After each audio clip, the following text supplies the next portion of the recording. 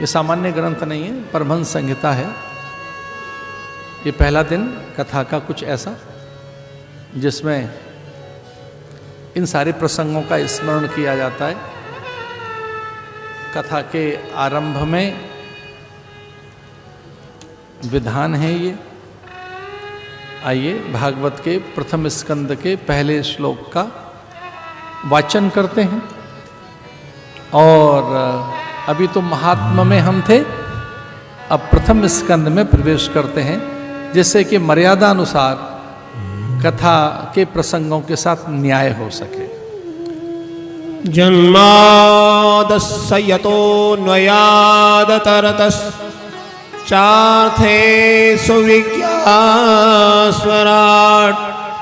तेने ब्रह्महृदाय आदिकवये मुह्यन्ति सूर्या तेजो वारिमृदां यथा विन्मयो यत्र त्रसर्गो मृषा धामना स्वेन सदा निरस्तकुहकं सत्यं परं धीमहि सत्यं परं धीमहि।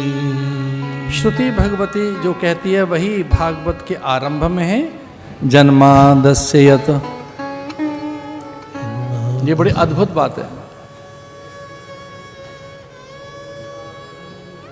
जो ब्रह्म विद्या है अथवा श्री विद्या अथवा अभेद विद्या अथवा जिस विद्या के माध्यम से सब कुछ प्राप्त हो जाता है, उस विद्या के सूत्र हैं ये जन्मादस्य यत। जो प्रस्थानत्रयी के साधक हैं, जो गीता ब्रह्म सूत्र उपनिषदों के अध्येता अथवा उपासक हैं, जो उसका स्वाध्याय करते हैं, उनके जीवन में कहाँ कष्ट रहता है। भागवत के प्रथम स्कंद में पहला ये श्लोक जो ऐसा कहता है, आदि कवये मुह्यन्त यत सूरया। ये आदि कवि कौन है? आदि कवि कुछ वाल्मीकि को कहते हैं आदि कवि। यद्यपि आदि कवि जानते हो कौन है? ब्रह्मा। पर उपनिषदों में तो कुछ और बात आई है। कबीर मनीषी परिभू स्वयंभू।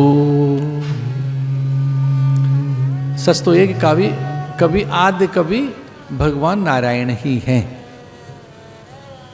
जिनकी ये सकल रचना है। तेजो वारि मृदाम यथा विनिमयो, ये सारा कुछ जो है उनके द्वारा रचित है। इसमें वो रहकर भी इससे भिन्न हैं।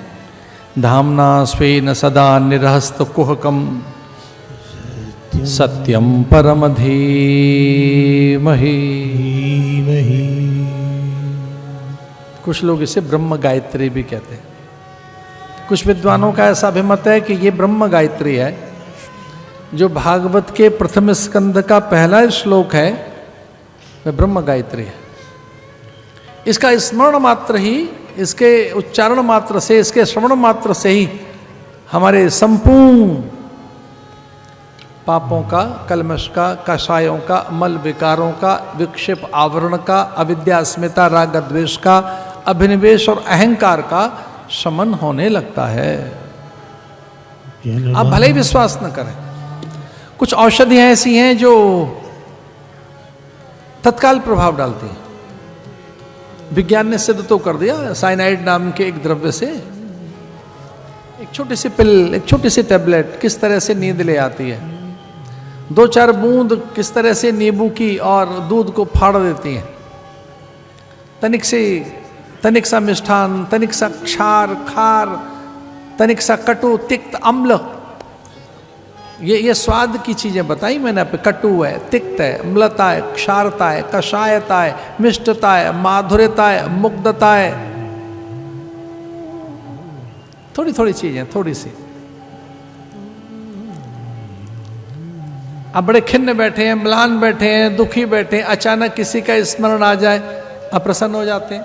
लो भूली दास्ता फिर याद आ गई। अचानक आपको कुछ याद आ जाती है, आप प्रसन्न हो गए। कभी कभी आपका मुख म्लान हो जाता है, किसी को याद करके आप आनंदित हो गए, चहक रहे हैं, और किसी को देखकर आप असहज हो गए, अशांत हो गए।